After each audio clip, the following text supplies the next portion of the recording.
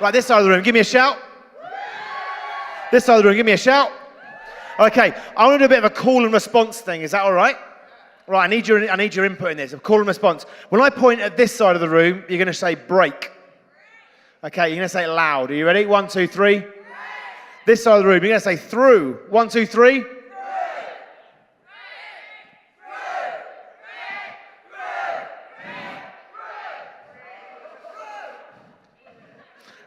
Ellis, you were right, but I was pointing you because you got it wrong. Not you, the group. Okay, ready? Okay, ready?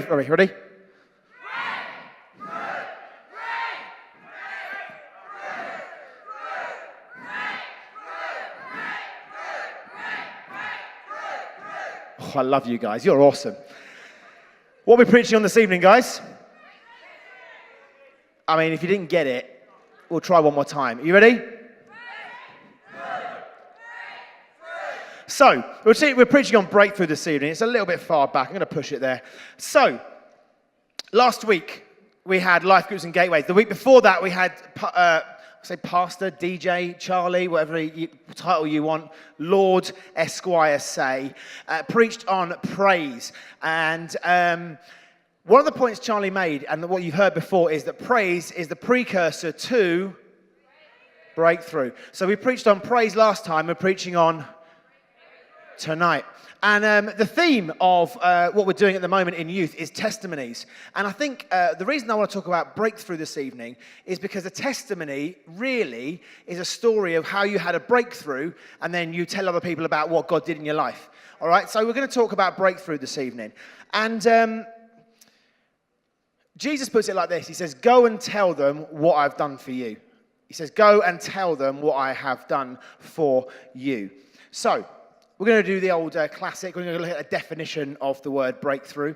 It's coming up on here in a second, I believe, in a lovely font, because Charlie Dyson has made a lovely,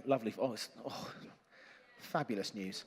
And breakthrough is a sudden, dramatic, and important discovery or development. And there's two kind of things there. So there's a sudden discovery or a development, right?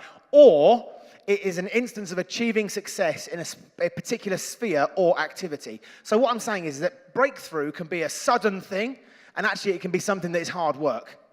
Okay, the cure for cancer, we haven't found it yet, but there is lots of work going on, and when that breakthrough happens, that's not just because someone just went, I think it's dandelions, and they're like rubber dandelion. That's not what it happens. It's like years and years of work and development. That's a breakthrough, right? But at the same time, you can have a moment where something changes and you have a breakthrough, and they are both great and they are both different. I've forgotten to say one thing before we really get into this. Everyone put your phone in the air for me. Phone in the air. If you haven't got it, that's probably good. I want you just to shove it on airplane mode for me, because to take notes, you don't need signal, do you? No, absolutely not. We're going to call this the no phone zone. No phone zone. No phone zone. I feel like I'm getting paparazzi'd. I've got like 3 people filming me. Hi, everyone. Good job. So what I found really interesting is, do you know what the opposite word of breakthrough is? The opposite word is actually setback. How often do you use the word setback in your life? Or maybe not setback, but like, oh, that was difficult. Oh, that slowed me down. That didn't feel great. Oh, I tried something and it didn't go perfectly.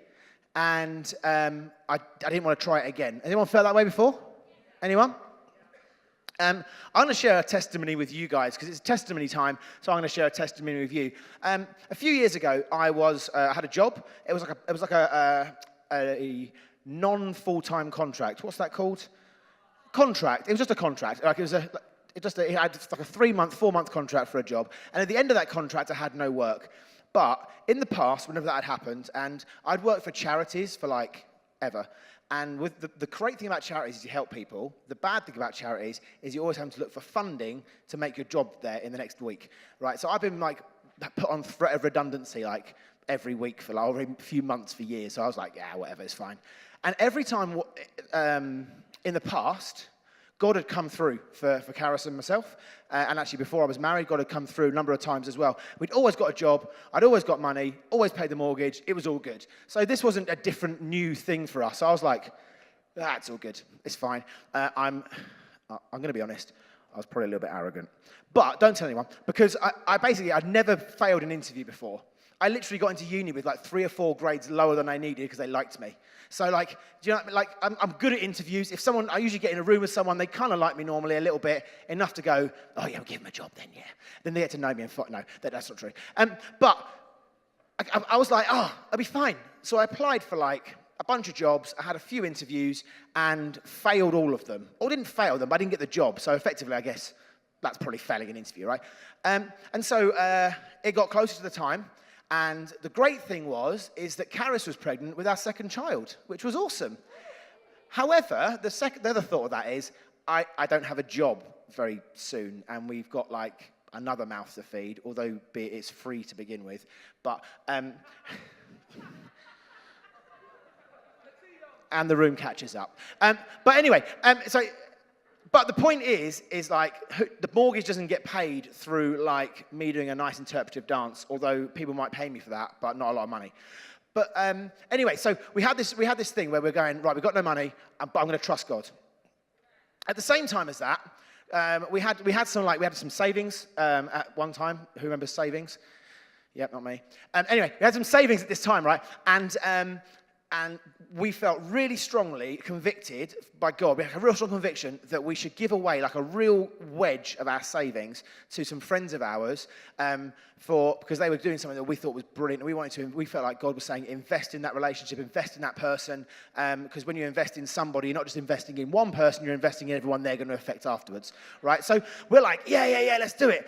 Boom, did it. And we're like, yeah, this is awesome. And that actually caused a breakthrough for them. And they got the amount of money they needed, like in a week or 2 weeks or something. It was real quick. And it was awesome. And we're like, yeah. Because who knows, when you've got like months to go, you're like, yeah, it's no problem, we'll find the money. Now, what happened is that I didn't get a job. And we had some savings, so it was like, I was all right. And I applied for, I don't know, 60, 70 jobs, something ridiculous like that. And every single one of them has an online application form, and all of them are different, and you can't just copy and paste. Hallelujah. Anyway, so I was doing this for ages, and I'm sitting in the garage, literally on my own, all day in the cold, like tapping away at the computer, just going, I just need a job. To the point where I was like, how much does a camera cost, and can I be a YouTuber? You know you're desperate when you're married with 2 children and you're considering a new career in YouTube. That is a low. Okay, but here's the thing, right, is that about a week or so, 2 weeks into that, we get like a letter through the post, one of those awful brown ones. Anyone who hasn't had an awful brown envelope through the post yet, it's coming at some point in your life. It's coming. HMRC has got your number. And what happens is it comes to the door, and it usually says, you owe HMRC amount of money. And you go, thank you, Lord. Thank you. This is awesome. This time, however, we opened it. And Karis read it first because she opens my post. We're married. It's fine. Unless it's her presents, which never comes anyway, but never mind. It's just honesty time, guys. Just honesty time, all right? Anyway, Karis opens it, and she's like, oh, my word. Because she saw, like, 4 figures. Okay, so we're not talking hundreds of pounds. We're talking, like, in the thousands now. Now, that is a scary thing on a brown enveloped letter, right? And Karis is like, oh my goodness. And I went like, give me the letter. I feel like it went as I opened it, right? And then it says, we've miscalculated your tax. Like, yeah, classic. Yeah. How much do I owe? Yeah. Saw some numbers. Yeah. We owe you, like, I don't know how many thousands of pounds, a good number of thousands of pounds. And I was like, Karis, they're giving us money. And then you fold the letter down again, and there's a check at the bottom for that amount of money. And you're like, oh, I like these brown envelopes, my friends. These brown envelopes can come again. What was really great is I didn't get a job. Well, it wasn't great. It was great. I didn't get a job for like 3 months. I applied for literally loads of jobs. I went to the job centre, and the lady smiled when I came in because I had a spreadsheet on my laptop or whatever. Oh, I have signed out of my computer. That is upsetting. I had a spreadsheet, right? Because I'm a geek. And what I did was I had like loads of different panels on it, and I had different sheets, and I had like all the jobs I've applied for, all the jobs I was going to apply for, all the jobs that I had seen that I liked. You know, I was basically she was used to like people going in and going, I don't want a job, I want to stay here. And I was like, great. So I came in, and she basically just talked to me about her son for about an hour. And I'm like, this is a waste of my time, just give me my doll. Anyway, so I walked in, she was like, yeah, you're awesome, go out again. So I did that for like a few months, and it was like, I'll be honest, it was a hit on your own kind of ego, right? I've gone from like managing stuff and like running stuff to like, can I have some money for food, please? Like, it's not actually that funny, right? And you go, oh, this is tough. And what was great is I eventually did get another job. It was one before this or two before this. But the time I needed to start touching my savings because of that money that came in was literally the week that I got a new job. And it was like, whoa. And the cool thing with it really wasn't that we got a lot of money. It was actually the fact that God provided for us in a completely different way than he provided for us before. And our faith grew in God at that point because we literally had no other way to go. Like I was like going in my garage going, right, what do we need to sell? Like everything. Who wants to buy some tarpaulin? £100, please. Anyone? But anyway, that was kind of our thing of breakthrough. And in a lot of times in that, every single interview I went for, every single job I applied for and didn't hear back from, all of them were a setback. Every single one of them. And I could have just gone, stuff it then. Not going to have a job. But the consequence of that was my family can't eat. I lose my house. The consequences were way too big. And here's the thing, right, is I think sometimes we need to make a decision to look at setbacks differently. Because if you look at setbacks in a way that's going to be like, just going to crush you, then actually life's going to be super tough. Just real talk for a second. Life's going to be super tough. But let's look at setbacks like this. Let's look at setbacks as problems that we're waiting to be solved later on. Let's look at setbacks actually as an extra step back for a bit more of a run-up to smash through the thing that we're going to go for, right? Why don't we see setbacks actually as an opportunity for growth? Wouldn't that be good? If we saw a setback as an opportunity to go, hey, how can I grow out of this? Because I'm going to be stronger the other side of this. I'm telling you now, our faith for money is stronger, and we don't have tons of money. Let's be honest about it. But it's stronger now than it was beforehand.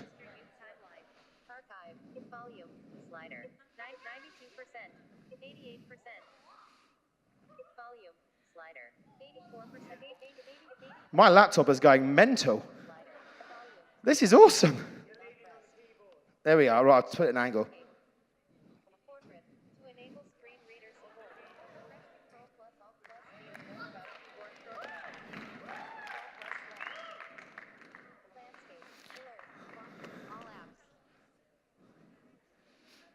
Shalom.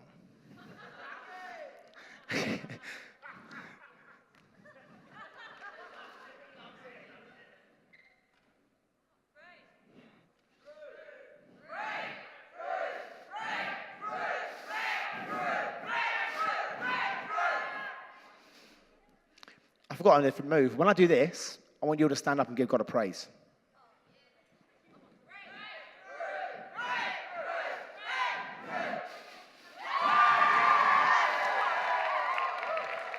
Come on. Right. Let me just tell you some things about breakthrough because I'm taking too long over stories. I love it, but it's good. Right. Shove it up here for me, please. Breakthrough. Breakthrough needs 3 different... Oh, my goodness. I'm muting you. Thank you, Google. Breakthrough needs a few things, right? First thing breakthrough needs, where's the slide, is an action. Breakthrough needs an action because a breakthrough needs you to do something in order to get something. The Bible says, knock and the door will be answered you, seek and you will find. If you don't do the first action, the second action doesn't just happen for you, right? It's just a fact, basically. If you don't go out to, for example, no one's just going to give you a GCSE or an A-level. You have to go and do the exam first. You have to do the revision first. And the thing with exams, right, I just want to tell you this straight now, is that I don't care or like you any less if you get a D, B, C, D. Well, your numbers now, aren't you? I don't even know what the numbers mean. It's all irrelevant. Anyway, I don't care. God doesn't love you any less. But here's the thing. The better grades you get, the wider the opportunities you might have later on in life. Don't stunt or blunt what God can do in your life because you didn't work hard enough for your exams. Amen. The next thing after action is, after you have with breakthrough, you have an action, you have breakthrough, and then you need a response. It's great having a breakthrough, right? Going, yes, we got this money. If my response had been, I'm buying shoes, I still would have been in as bad a position as possible whilst looking better. But the position I would have been in stupid position, and I still wouldn't have been able to pay my mortgage. I still would have lost my house. I still couldn't have eaten, because the response needs to be appropriate to the breakthrough that you get in the first place. The third thing about breakthrough is it becomes this is so on brand. Come on. Oh, hello. It becomes a new normal, because what happens is, imagine that the guy in the Bible who Jesus heals, the blind guy, right? He's blind, God heals him, and then he goes, I can see now. Do you think the blind man went, well, I used to be blind, so I'm going to walk around like this for the rest of the time, because this is what I'm actually used to? No, I reckon he went around going, what is that? That's a dog. I didn't imagine a dog to look like that. What is that? A tree? Unbelievable. That is unbelievable. Now, the thing is that would be like that for a time, right? But it's a new normal now. So that actually, after a time, becomes like a baseline, right? So what happens then? You need another breakthrough. I don't think that blind man would have been happy just being like the same person, but with sight. I think he would have been like, right, what can I do now? Do you think he learnt to read? I don't know, but hopefully. But do you see what I'm saying? Like, there's a new normal available for him, but that new normal becomes a baseline, which then you can have a breakthrough, you respond in the right place, and then you have a new normal. The thing is, breakthrough is a cycle, right? It's got to be a cycle, because sometimes breakthrough could be, and we champion this stuff, possibly, not too much, because it's awesome. But things like Charlie had it's instantaneous, boom, I feel healed of social anxiety. That is freaking awesome. It's unbelievable. I've never had social anxiety. Does that mean that my breakthrough's any less good? No. A lot of the time, our breakthrough could be, in this message, you hear one thing, and you go, I'm going to apply it to my life. That little breakthrough is a breakthrough, and you need to respond to that, and that's going to become your new normal. I didn't become the person I am now because I woke up at the age of 5 and went, wow, I'm here. This is it. I keep learning. I keep doing stuff. I'm doing a master's at the moment in leadership because I want to be a better version of me, so that my new normal is me with a master's in leadership. And then I go, I'm going to learn something else. I'm going to go and meet other youth pastors around the world. I'm going to go and do this. I want to grow as a person so that we as a youth ministry grow, because my limitation actually becomes your limitation. Right. I'm going to take a little break. You see what I did there?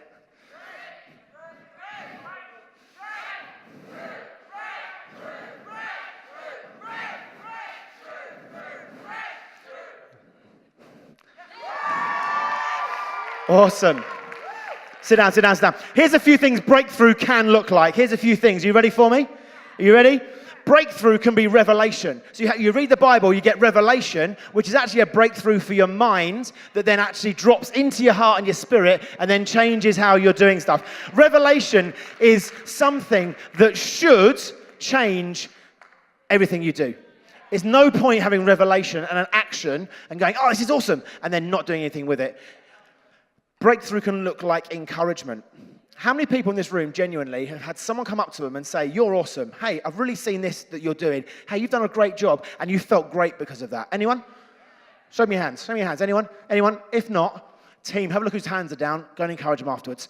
I've decided that if I think of someone, I'm going to encourage them. Karis does this thing where she used to walk to work, and if she thought of somebody, she'd just text them, hey, encouraging you, pray for you. And God did tons of stuff through that. So I want to encourage you, breakthrough for somebody could be that you're encouraging them because you're actually growing, but actually being encouraged, because say if Jordan, right, has gone I'm going to change the way I'm living because I've got this revelation in God. I'm going to change it and I'm going to act like this instead. And then I notice Jordan acting like that and go, Jordan, I've noticed this in you, man. You're awesome. You're awesome anyway, but you're awesome. I see a real growth in you. What's that going to do to his faith? It's going to build him up because he's gone, the change is working. The breakthrough I had is a real thing. It's not even just real in my own mind now. It's actually real for other people. Now that is something that can really start momentum in someone's life. Okay, breakthrough can also look like a change in your behavior, a change in your motives, a change in your priorities, an increase in confidence in sharing your faith in school. It could look like more faith. It could look like more security in who you are. It could look like more confidence in what you look like. It could look like a change in your mental state. It could look like a different in your outlook on life. It could look like seeing the positives in things, and it could look like a Holy Spirit encounter. This evening, we're going to have a Holy Spirit encounter. Are you ready? Because it's coming, and it's coming. But here's the deal. Breakthrough isn't just for you. Your breakthrough isn't just for you. Because here's the thing, right? Breakthrough can do two things. It's kind of, we talked about it a little bit earlier, but breakthrough can either punch a hole through something, like you get this breakthrough and you're like, boom, and you like break through a wall. Imagine, have you seen Takeshi's Castle? Anyone seen Takeshi's Castle? Right, they had this game on it, right? Takeshi's Castle, crazy Japanese game show. It had all this game, right? And it had like loads of doors, right? And in the old version of Takeshi's Castle, it had like 100 people starting at the end of this muddy run. And there was like loads of doors, like 5 doors at a time. One of them was made of paper. One of them was made of paper with like a puddle and a net behind it. And the other 3 were just made of wood. And the idea is, you'd have a run up, you just break through a door, and then, well, hopefully it's not made of wood or got a net behind it, and you break through, and then what you see is people start pouring through that one door, and there's another breakthrough. Breakthrough can look like that. You could be the person that finds the paper door, smashes through it, and then other people get the opportunity to follow you through. Because your breakthrough can actually lead to other people finding something and going, oh, this is awesome. Do you know what the other thing is? It's probably up here now. The other thing that breakthrough is that it actually can show someone a different way of doing things. So someone in this youth ministry could go, hey, I want to start a business. And their business grows, and they start making some money, and they start tithing, it's awesome, right? And then someone else in the youth ministry goes, oh, if they can do that, I could do that. Their breakthrough has made somebody else realize that they could be bigger, better, and stronger than they originally were. So your breakthrough is way more important than just you. So, let me tell you a little story in the Bible, okay? I say a little story, that makes it sound like it's not real. Let me tell you this account of something that happened in the Bible a long time ago. It's in the book of 1 Kings, chapter 20. If you're going to read something tonight, maybe go home and read this. It is pretty great. Let me have a drink of water. Shalom, Jackie. There was a man. His name was, this is going on YouTube, isn't it? Please cut out every time I say shalom. Amen. Anyway, there was a man called King Ben-Hadad, right? He was a king. He wasn't great. And he decided to get 32 other kings from around the area and create some sort of Uber posse. Like some sort of like mega gang, like it's like 32 gangs plus one big gang, like the gang, right? And he creates this thing, he creates 32 people, and he comes up against the Israelites and says, give me some of your silver and gold. And the king of Israel went, all right. And so he gave him like loads of silver and gold, like 50-60% of what he had, quite a lot of silver and gold, okay? And then the King Ben-Hadad then goes, well, if he's going to give me that, give me everything. In fact, give me all your silver and your gold. Oh, and while you're at it, give me your wives and your children. So he's not just taking like money at this point. He's now taking his future. Okay? And the king goes, the king of Israel, Ahab, goes, oh, I don't think I like that. I was all right with the first bit, but I'm not into this now. So he gets his consultants around. He goes, what should we do? And they all went, say no. And then they went, oh, it's a great idea. Anyway, so he's kind of like preparing for war. This King Ahab is preparing for war, but his army is way smaller than these 33 armies that have been put together to make one massive army, right? And a prophet comes along, because who knows in your time of need, God sends a message in your time of need. So a prophet comes along and says, God has given you the victory. And the king, in his wisdom, for the first time in this whole account, goes, how are we going to win? He doesn't just go, oh, sweet, let's just go. He says, how are we going to win? And the prophet says, you're going to win by having the young commandos going out ahead of you and then the rest of the army behind them. The young commandos equal 232 people. It's kind of like having 200 people versus like, I don't know, like Old Trafford's ground, like Old Trafford's crowd coming out of the ground at once. 230 people going, let's have ya. And there's like 7,000 people behind them. But here's the thing, right, is God used young people to be the breakthrough for the Israelite army. I'm believing this is like a prophetic thing for us, that we as the young people are going to have breakthrough, and we're going to see things that God has got for us, because God has given us the victory, that actually the church is going to go, you see what the youth are doing? Let's win our friends. Why can't I win? If they can win their school, why can't I win my workplace? If they can win their friends, why can't I win my friends? If their cousins are listening to them, why can't my brothers and sisters and cousins listen to me about Jesus? Here's the deal, right? The enemy has eroded youth culture, right? The reason Josh and Frankie are doing this new normal project is because we're sick and tired of things that aren't God controlling what we know is God's agenda, right? I'm going to wrap up quickly because I think we need to get into some Holy Spirit. God uses young people to make a way. The church is championing you, youth. The church is championing you, and but you have to become like a crack commando unit. Those 232 young people weren't just like I don't know, sitting there playing Xbox, and they go, right, now you can play Call of Duty, get out there and do the real thing, right? No, they were trained and they were prepared and they were ready. That is our role as the Audacious Youth team. We're here to train, prepare, inspire, get you ready to be the people that go out there and win the battle. You ready for that? Love it. Right, the band are up.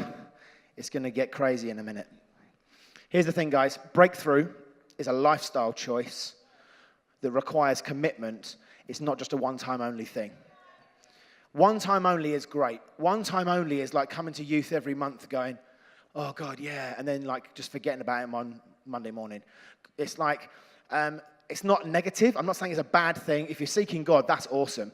But if you're not committed to it, like you're not going to grow. There's a reason why I don't look like a bodybuilder. It's because I've been to the gym 3 times, ever. Every time I've ever done it, every time one time, honestly, I went into a gym with my friend Ed. Me and Ed, a little bit stupid, saw a rowing machine. Bring that music in right now, this is perfect timing. We saw a rowing machine, right? And we let's have a 1,000-meter race instantly. No warm-up, straight on the rowing machine, and we were in a race, so I'm going to win, right? And he was like, yeah, I'm going to win. I pulled both of my buttocks. I don't know how I did it. I couldn't walk, and I literally crawled to the swimming pool and slid in like a seal. And that was me done for the day, maybe for a week. It was terrible, right? But that's my journey of gym. But the reality is, that's why I don't look like a bodybuilder, right? People that go to the gym regularly are stronger, are fitter than me physically, because they put the effort in and work hard for it, because they have a lifestyle of commitment, regular commitment. Audacious Youth, I need you to realize that you aren't just here for a laugh. This isn't just a social club. It's great you have friends here. That is fantastic, but that isn't the point of why we're here.